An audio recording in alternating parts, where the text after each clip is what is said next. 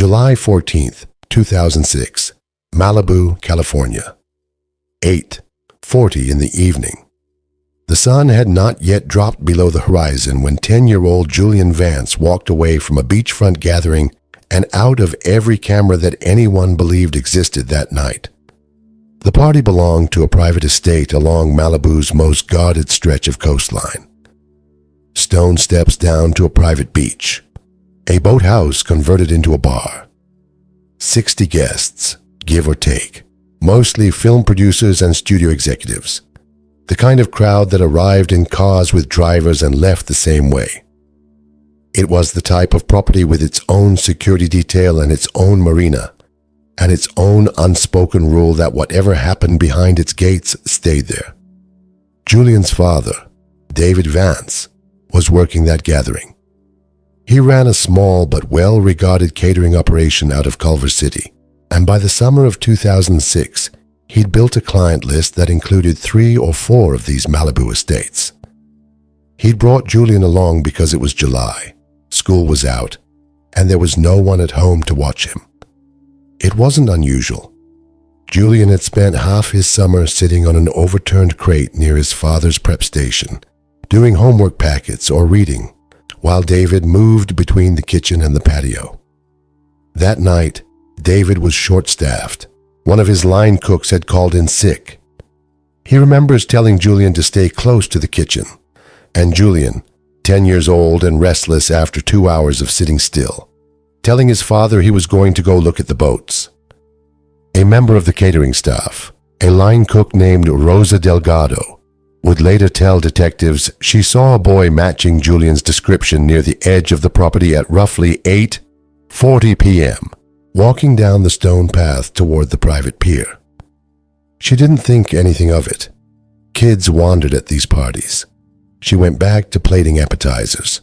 It was the last confirmed sighting of Julian Vance for the next 20 years. By 9:00, David had stepped away from the kitchen twice to check on his son and found the crate empty both times. By 9:15, he was walking the property calling Julian's name, first casually, and then, as 30 minutes became 45, with something in his voice that made 2 of the catering staff put down their trays and start looking too. He would tell investigators, years later, that he remembers the exact moment his voice changed. He remembers standing at the edge of that pier, the one Rosa had seen Julian walking toward, looking down at dark water with no idea what he was looking for. Here is where we thank you for spending this time with us. If you're returning to Archive 26, welcome back. And if this is your first case with us, we're glad to have you. We reconstruct stories like this one from the fragments left behind, and we're grateful you're here to sit with them. The 911 call came in at 9:31 p.m. It was made not by David Vance, who by then could barely speak, but by the estate's event coordinator, Sandra Klein, who had the presence of mind to give dispatch the address and a physical description while David searched the tree line behind the boathouse, still shouting his son's name into the dark. Within 20 minutes, the first sheriff's units were on scene. Deputy Maria Ochoa was one of them, 26 years old that summer, 4 years into the job, and the first officer to walk the pier with a flashlight. "I remember the water was calm," she said, in a statement given years later, once the case had been reopened. "That's the thing that stuck with me. Everyone kept saying he must have fallen in, must have been swept out, but I stood on that pier and the water was flat as a table. I didn't say anything that night. I was 26, but it never sat right." Within 2 hours, a section of coastline had been cordoned off, and a search and rescue coordinator was being pulled out of bed to organize a response for first light. It was, by any measure, a significant mobilization: patrol units, a marine unit, and by morning, the Coast Guard, all responding to the disappearance of a child from a property that, on paper, had one of the most sophisticated private security systems on that stretch of coast. The problem investigators encountered almost immediately was this: The estate's closed-circuit camera system, while extensive, had not been actively monitored that evening, and several key sections of recorded footage were reported by the property's private security firm as corrupted or unrecoverable. There was no video. There was one 15-second sighting from a line cook refilling ice near the pier. There was a 10-year-old boy, and then there was nothing. Detective Rafael Reyes caught the case that night. He was 34, 5 years into the sheriff's department's Malibu Lost Hills station, and this was, by his own account, the first case of his career that never left him. He would carry it for the next 11 years before his retirement. You get taught, early on, that absence is data, Reyes said in a 2019 interview conducted for a local true crime podcast, one of the few times he spoke publicly about the case before it was reopened. No footage tells you something, no witnesses tells you something. I just didn't understand that first night what it was telling me. This is a fictional story, created for entertainment and reflection. Any resemblance to real cases is coincidental.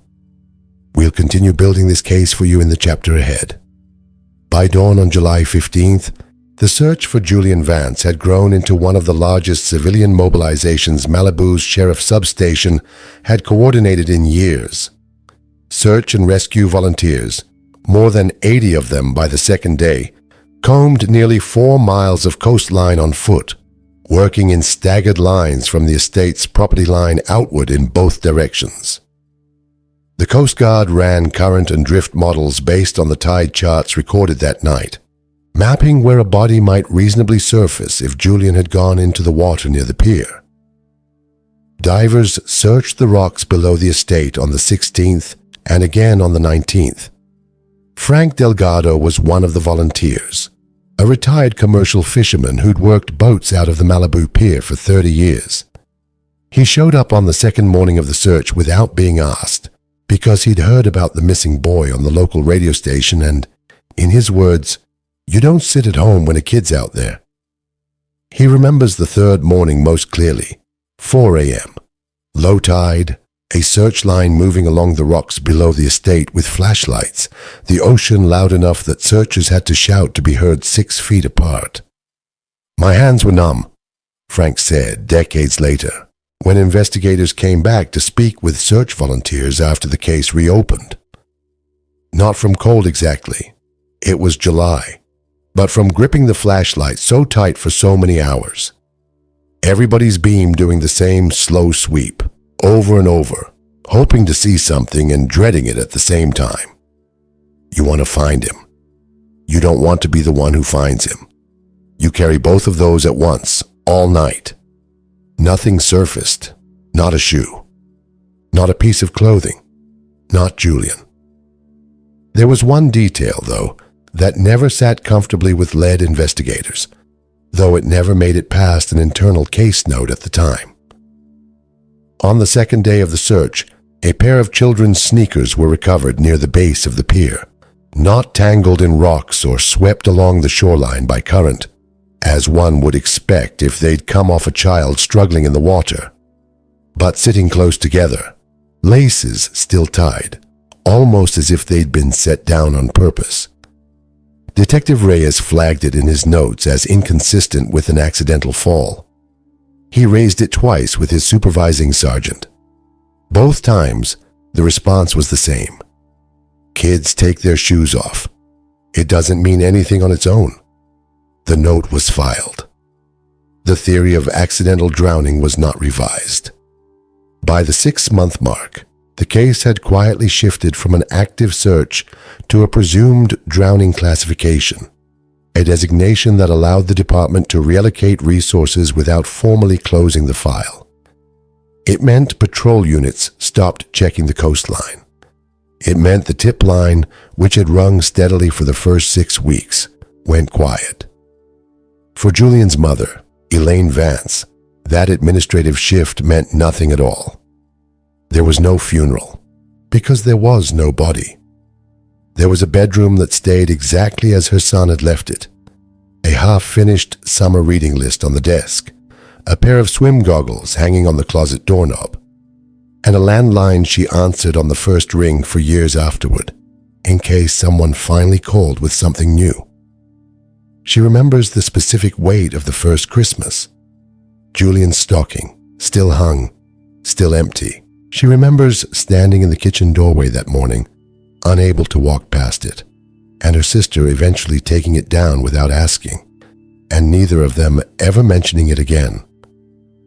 "You start to understand," Elaine said in a 2011 interview, archived by a local news affiliate, "that the world moves on whether you're ready or not.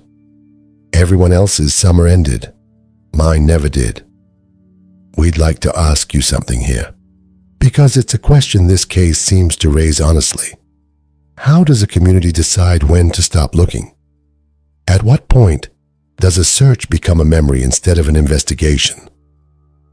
Julian had a best friend that summer, a classmate named Tommy Alvarez, who lived 2 streets over from the Vance family in Culver City. The two of them had plans, that same week in July, to spend a Saturday at the community pool for Tommy's 11th birthday. Julian never made it. "I kept his invitation," Tommy said, speaking publicly for the first time after the case reopened in 2026, by then a man in his 30s himself. "I don't know why. I was 11. I didn't understand what had happened, not really. I just knew my friend didn't come to my birthday, and then he never came back to school in the fall, and everybody just stopped talking about it, eventually." Kids don't know what to do with a silence like that.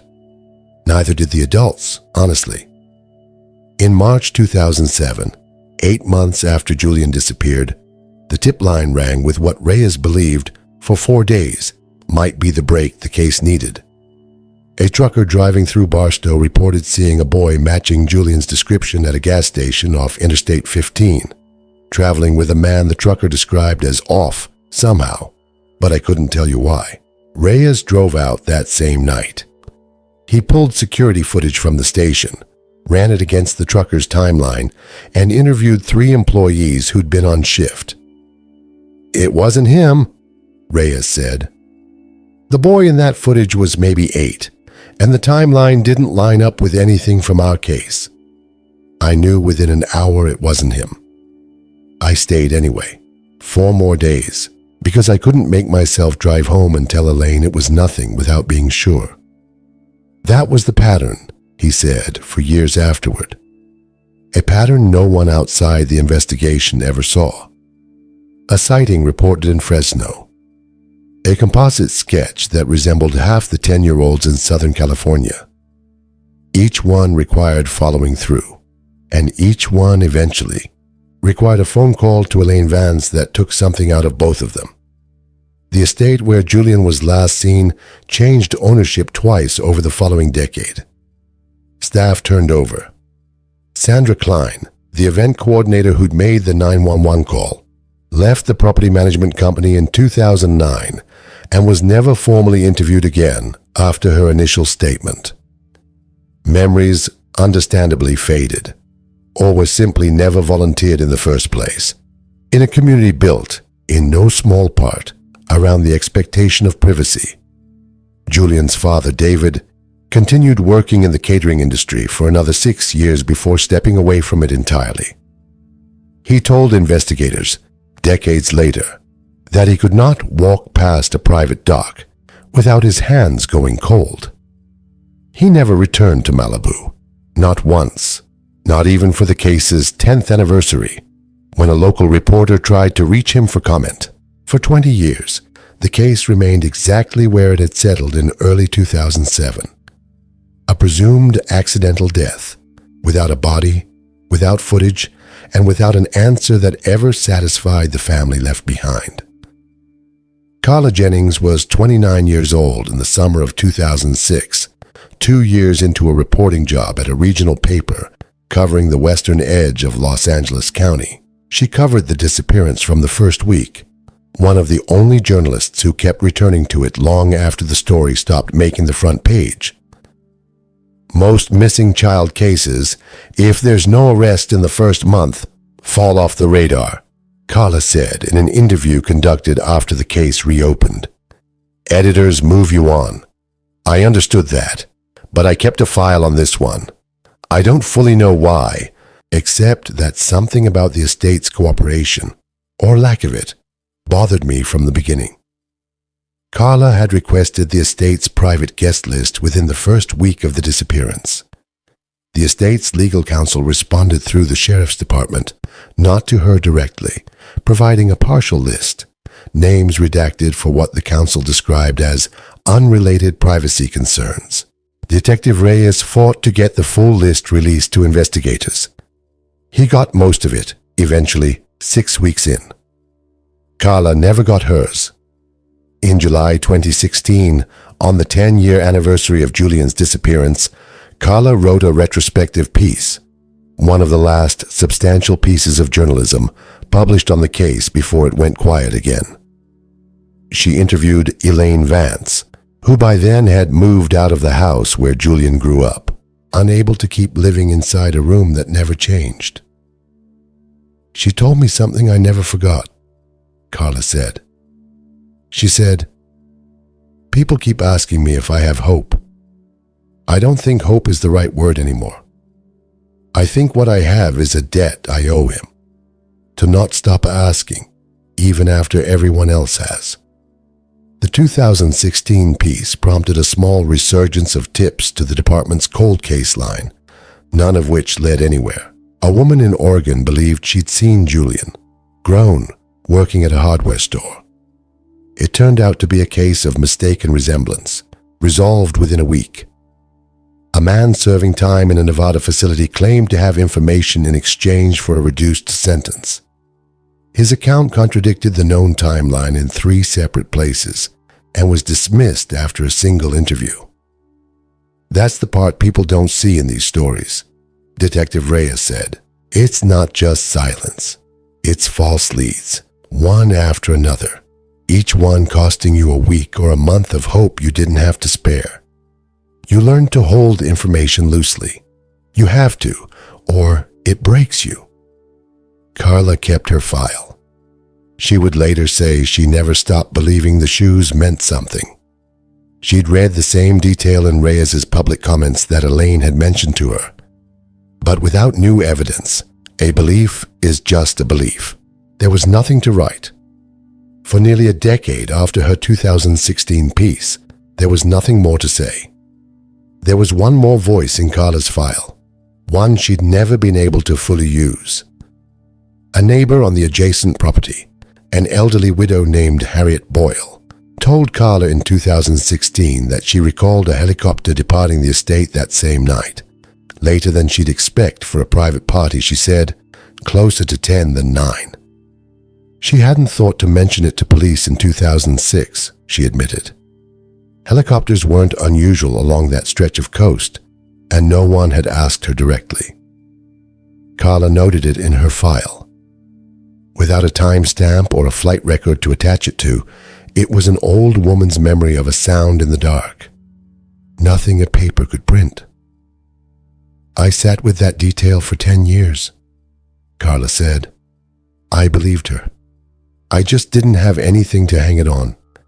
Then, in the spring of 2026, her phone rang with a source inside the sheriff's department cold case unit, and the first 4 words out of his mouth were, "You need to sit down."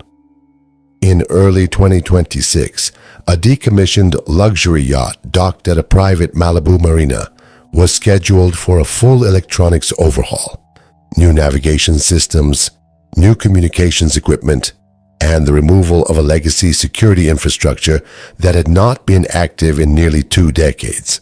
The yacht had once belonged to a media executive whose estate, decades earlier, backed directly onto the same stretch of coastline where Julian Vance disappeared. Ownership of the vessel had changed hands twice since then, and the original closed-circuit security bridge, an analog-to-digital hybrid system common in high-end properties in the mid-2000s, had been left largely untouched, its hardware simply absorbed into later renovations rather than removed. Danny Kwan was the marine electronics technician assigned to catalog the legacy systems before disposal. 26 years old, 3 years into the job, he'd handled dozens of these refits and expected this one to be routine. Strip the old wiring, document the serial numbers for the insurance file, move on to the next slip. It was sealed inside a bulkhead panel that wasn't even on the refit schematics, Danny said, describing the moment for investigators later. Like someone had wanted it out of the way but hadn't wanted to actually get rid of it.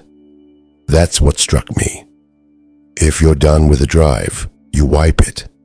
You don't seal it behind a panel and leave it there for 20 years. Under standard maritime salvage protocol, Danny flagged the drive for data recovery before disposal. Routine procedure, not suspicion, at least not at first. He ran a basic diagnostic that evening, expecting corrupted junk data or nothing at all. What the diagnostic returned was a partial file directory with timestamps beginning in early 2005. Most of the files were unreadable. A handful were not. I opened one, Danny said, just to see. It was maybe 4 seconds of grainy black and white footage of a dock at night, and then it cut to static. I didn't think anything of it. I figured it was old dock surveillance, somebody's boat getting robbed, whatever. I logged it and went home. It was 2 days later, cross-checking the file timestamps against the refit's documentation requirements, that Danny noticed the date range on the surviving files, July 2006. He mentioned it, almost in passing, to his supervisor. His supervisor, who happened to have grown up in Malibu and remembered the disappearance from his own childhood, did not treat it as passing at all. The refit company notified the sheriff's department that same afternoon. Within 72 hours, the drive had been transferred under seal to the FBI's Los Angeles field office, where the cold case unit, working alongside the department's original case file, still on record after 20 years, opened what would become the most significant break in the Julian Vance case since the night he disappeared.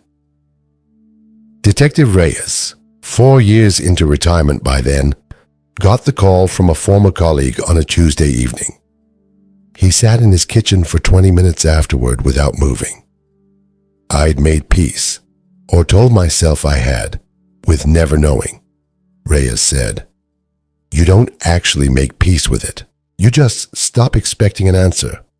And then somebody calls and tells you there might be one, 20 years late, sitting in a boat the whole time. The FBI's digital forensics lab assigned the recovered drive to Special Agent Priya Nasser, a 14-year veteran of the Bureau's video forensics unit, who had spent the better part of her career reconstructing damaged legacy footage for cold cases across the western region. People think forensic video enhancement is like the movies. Push a button, sharpen the image, Nasser said. It's not. It's frame-by-frame reconstruction. It's cross-referencing corrupted sectors against whatever partial data survived. Some nights it's just failure, over and over until it isn't.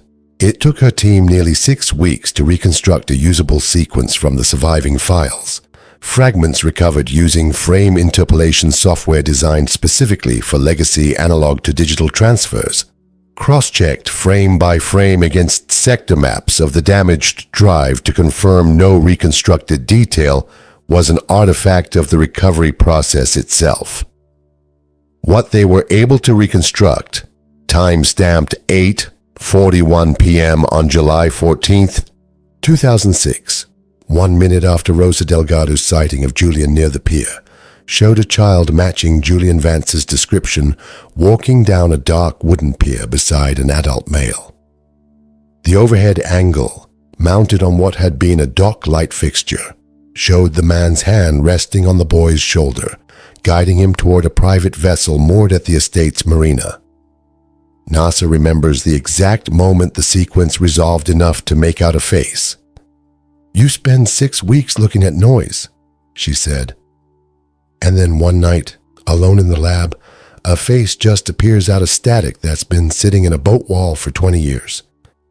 I remember I didn't call anyone right away. I just sat there and looked at it for a long time before I picked up the phone.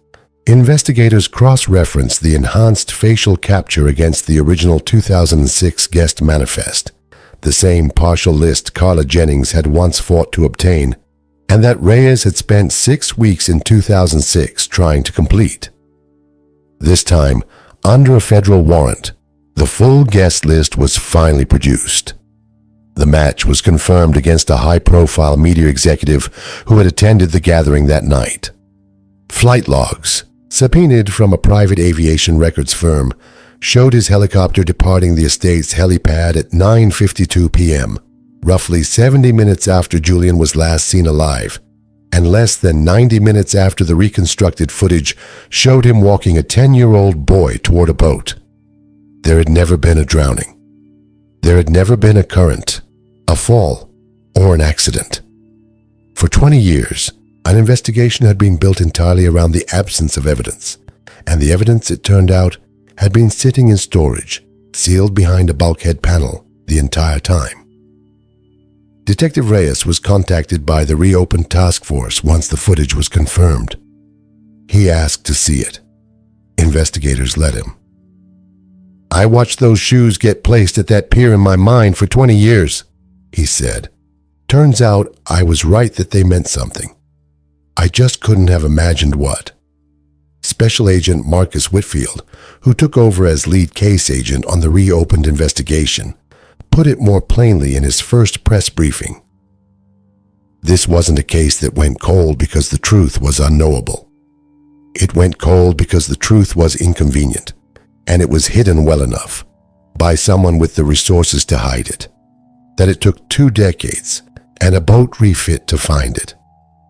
With the executive identified through video evidence and corroborating flight records, the FBI's reopened task force began tracing 2 decades of financial activity connected to him, records subpoenaed under a federal warrant tied directly to the 2026 discovery.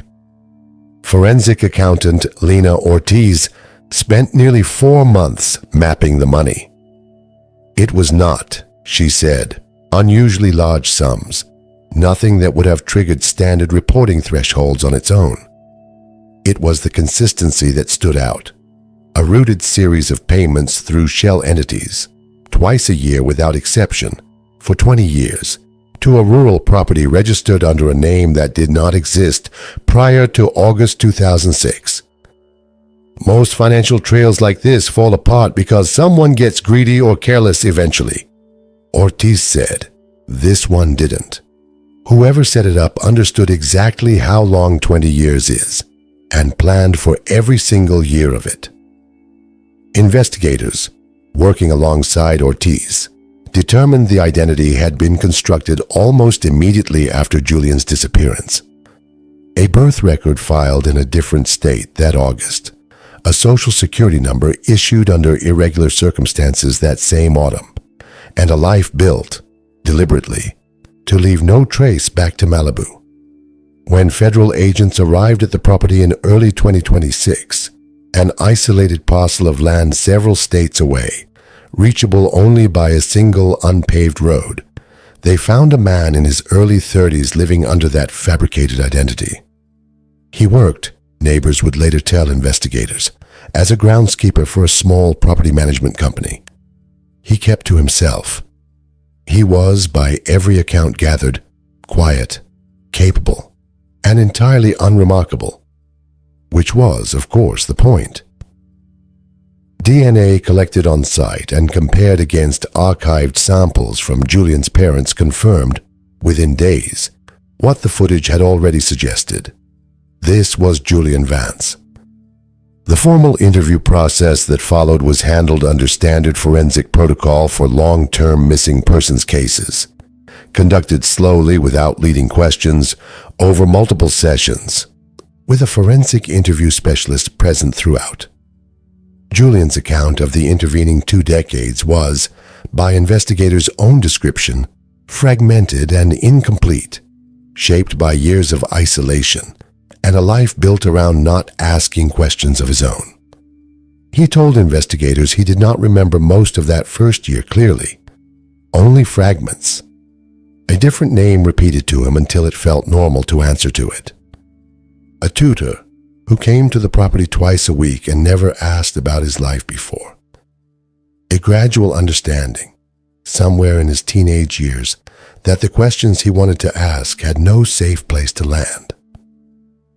"I used to think about my mom's kitchen," Julian said in a portion of his statement later released with his consent. "I couldn't remember her face after a while, but I remembered the kitchen, the specific yellow of the curtains. I never told anyone that. For 20 years, there was no one to tell." He said he understood, somewhere in his 20s, that leaving would mean confronting a truth he did not have the tools to face alone, that the life around him, however constructed, however wrong, was the only structure he had. He said he had not known, for most of those years, whether anyone was still looking for him at all. Portions of the recorded interview, released later with Julian's consent, show the forensic interview specialist asking him directly whether he had ever considered walking away from the property on his own. "Where would I have gone?" he answered. "I didn't have a birth certificate that was mine. I didn't have a name that traced back to anyone.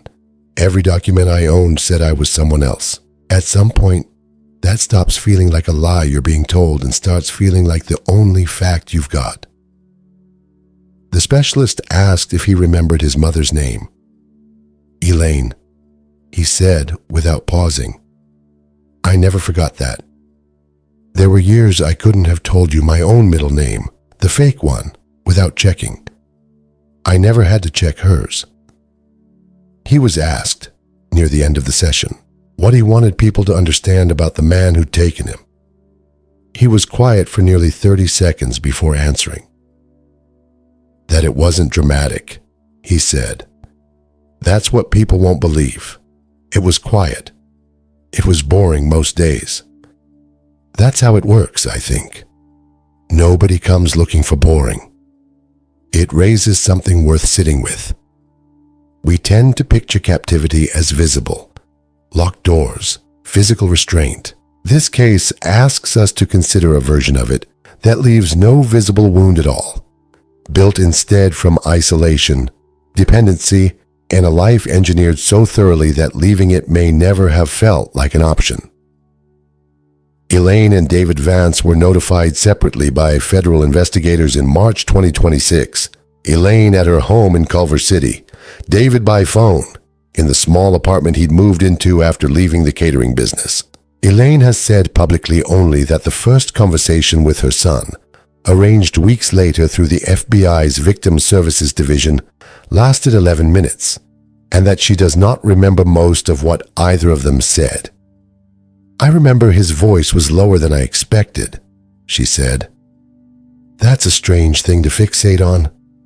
But I'd kept him 10 years old in my head for 2 decades. I had to meet a 30-year-old man and let the 10-year-old go at the exact same moment. I don't think I've finished doing that yet." David's call was shorter. He has not spoken publicly about its contents. He told the victim services coordinator only that he intended to be at the airport the day Julian was finally allowed to travel to California, and that he was. Reporting on the Fuller reunion has remained deliberately limited, at the family's request, out of respect for the complexity of what a 20-year absence actually means. For all of them. In April 2026, federal agents arrested the media executive, then 75 years old, at his residence. He was presented with the reconstructed footage, the flight logs, and the DNA confirmation during a recorded interview, evidence his legal team would later concede in pre-trial filings was not meaningfully contestable. The case moved through federal court over the following year. Prosecutors built their case around 3 pillars: the digital forensic reconstruction of the 2006 footage, the corroborating helicopter flight records subpoenaed from a private aviation firm, and Julian's own sworn testimony regarding the identity constructed around him. The defense's attempts to challenge the chain of custody on the recovered hard drive were denied in a pre-trial hearing. Danny Kwan's original documentation, logged the same week he found the drive, established an unbroken record from discovery to federal seizure. His supervisor's initial email flagging the July 2006 timestamps was entered into evidence as Exhibit 1. Detective Reyes was called as a witness, not for the reopened investigation, which he'd had no part in, but to testify to the original 2006 case file, and specifically to the sneakers recovered near the pier. On the stand, he described, for the first time publicly, exactly why that detail had never sat right with him. 20 years, I kept a photograph of those shoes in a folder at home, he told the court. I don't say that for credit. I say it because somewhere, a boy's mother needed someone to keep believing something was wrong, even when the file said otherwise. Carla Jennings covered the trial for the outlet she'd since moved to, filing daily updates for an audience that, by 2026, had followed the story for 2 decades through her reporting alone. Her 2016 anniversary piece was entered into the trial record by prosecutors as evidence that the family's belief in foul play predated any of the 2026 forensic discoveries by a decade. During cross-examination, the defense pressed Agent Nasser on whether frame interpolation software could, in theory, generate details not actually present in the original corrupted footage. It was, prosecutors later said privately, the strongest challenge the defense mounted during the entire trial. I explained the validation process 3 separate times, Nasser said afterward. Every reconstructed frame was checked against the raw sector data before it was accepted. Nothing in that footage came from software guessing. It came from data that was already there, recovered, not invented. The jury understood that. I could see it on their faces by the second explanation. Special Agent Whitfield testified last, walking the jury through the full evidentiary chain, from Danny Kwan's initial diagnostic log, through Nasser's 6-week reconstruction, through Ortiz's 20-year financial trail, to the DNA match confirmed at the isolated property. In his closing testimony, he was asked by the prosecutor what, in his years running cold case investigations, made this one different. Most cold cases go cold because there's nothing left to find, he said. This one went cold because someone with enough money made sure of it. That's not the same thing. And it's the reason we don't stop working these files, even after 20 years. Sometimes the truth is still sitting exactly where it happened. You just haven't found the drive yet. He was convicted on federal kidnapping charges and sentenced to life in prison without the possibility of parole. For Elaine Vance, the verdict did not undo 20 years. It did something narrower, and in its own way, harder to describe. It replaced 2 decades of an unanswered question with a fact she could finally stand on. I used to think I was searching for an answer, she said in a statement following the sentencing.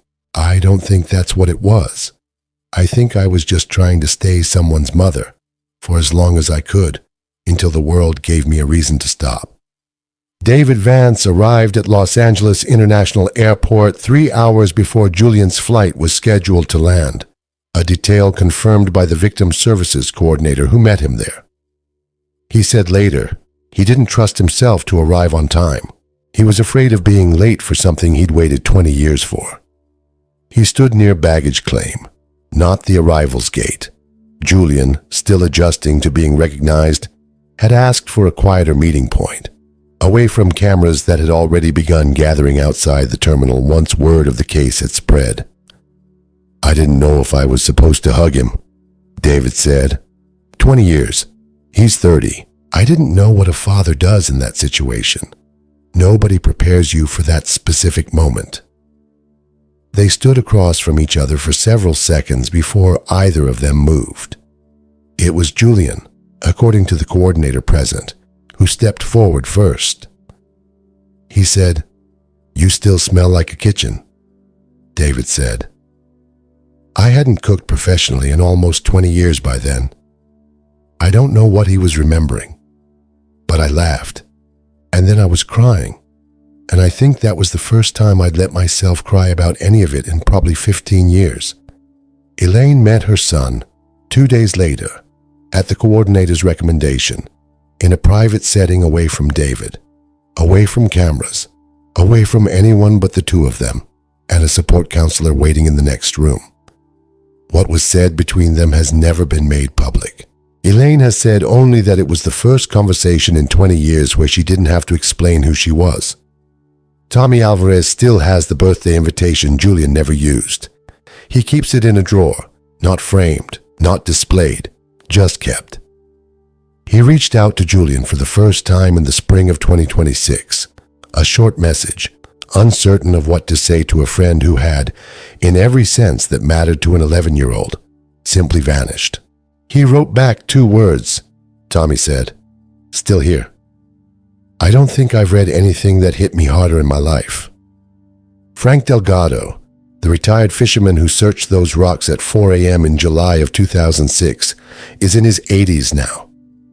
He said he thinks often about that search line, the flashlights, the cold he couldn't explain in July, the strange relief and grief of finding nothing. "I'm glad we didn't find him then," he said. "I didn't understand for 20 years why that thought comforted me. Now I do." The estate where Julian disappeared has changed hands again since 2026. The pier is still there. The marina is still there. What's different now is that everyone who walks past it knows exactly what happened on it. On one specific evening in July, 20 years before the truth finally surfaced, Detective Reyes retired for the second time, in a sense, the week the sentence was handed down. He said he doesn't think about closure the way people expect him to. "Closure sounds like a door shutting," he said. "This isn't that. It's more like the room finally has a light in it. You can see what's inside now. Doesn't mean it doesn't still hurt to look." This has been a fictional story, inspired by the patterns of real cold cases and reunions we've researched for this channel, created for entertainment and reflection, not as an account of actual events.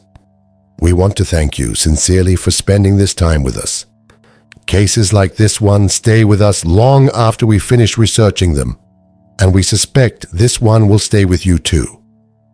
If you have thoughts on what you'd have done differently, as an investigator, as a parent, as a witness who might have said something sooner, we'd genuinely like to hear it in the comments below. If this case moved you, consider leaving a like.